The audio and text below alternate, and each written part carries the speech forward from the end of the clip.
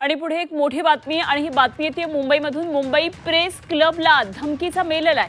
विषारी वायूने भरलेले बॉम्ब ठेवल्याची धमकी यामध्ये देण्यात आली आहे आणि या धमकीनंतर सुरक्षा यंत्रणा आता सतर्क झाली। प्रेस क्लबच्या परिसराची पोलिसांकडून तपासणी सुरू आहे आणि बॉम्ब शोधक पथक आता प्रेस क्लबमध्ये दाखल झालेलं आहे। गेल्या काही दिवसांपासून मुंबईमधल्या विविध संस्थांना त्याचबरोबर अगदी विधान भवनात सुद्धा बॉम्ब उडवण्याची धमकी आलेली होती आणि आता प्रेस क्लबला अशा धमकीचा मेल आलेला आहे। या धमकीनंतर आता सुरक्षा यंत्रणा सतर्क झाली आहे। प्रेस क्लब भागाची आता पोलिसांकडून तपासणी सुरू आहे। तर बॉम्ब शोधक पथक आता प्रेस क्लबमध्ये दाखल झालेले आहे आणि या संदर्भातली तपासणी सुरू आहे। विविध पथक या ठिकाणी आलेले आहेत। कृष्णात पाटील आमचे प्रतिनिधी आपल्या बरोबर आहेत। आणखी सविस्तर तपशील जाणून घेऊया। कृष्णात, आज प्रेस क्लबला बॉम्ब उडवण्याची ही धमकी आलेली आहे।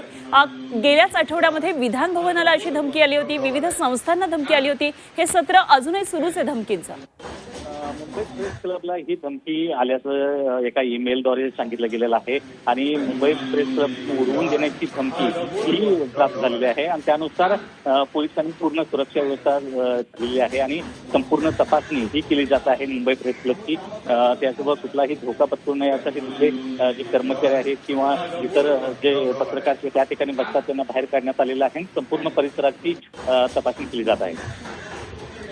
ठीक, धन्यवाद कृष्णात दिलेल्या या सगळ्या सविस्तर माहितीसाठी। कृष्णात पाटील आमचे प्रतिनिधी आपल्या बरोबर।